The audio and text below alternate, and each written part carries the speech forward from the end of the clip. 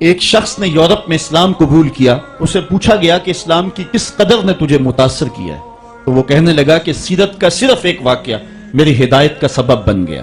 اس نے کہا حضور کی مجلس لگی ہے. ایک آدمی اٹھ کے کھڑا ہوتا ہے, حضور میرا بیٹا 2-3 دن سے گم ہے, مل نہیں رہا, آپ دعا کر دیں وہ مجھے مل جائے.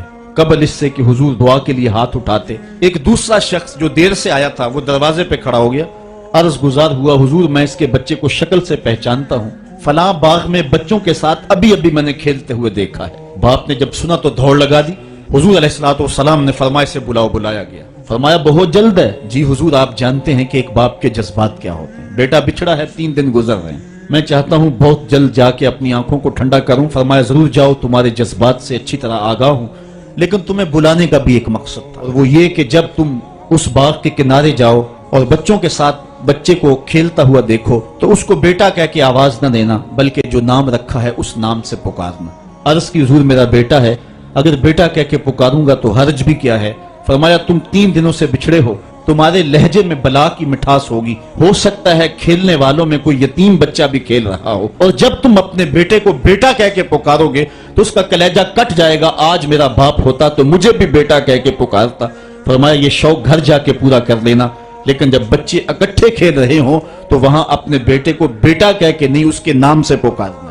یہ اسلام کا دیا ہوا مزاج ہے. بیوہ کے سامنے اپنی بیوی سے پیار نہ کرو, غریب کے سامنے اپنی دولت کی نمائش نہ کرو, بلکہ حضور نے یہاں تک فرمایا اپنے گوشت کی خوشبو سے غریب ہمسائے کو تکلیف نہ دو.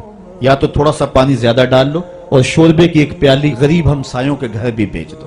اور اگر ایسا نہیں کر سکتے, ایسے وقت میں کھانا پکاؤ جب غریب کے بچے سو چکے ہوں, چونکہ اگر غریب کے بچوں نے ضد کر لی تو بتاؤ ان بلکتے ہوئے بچوں کو چپ کون کروائے گا؟ یہ بات ذہن میں رکھیں, اس غلط فہمی سے ہم نکلیں.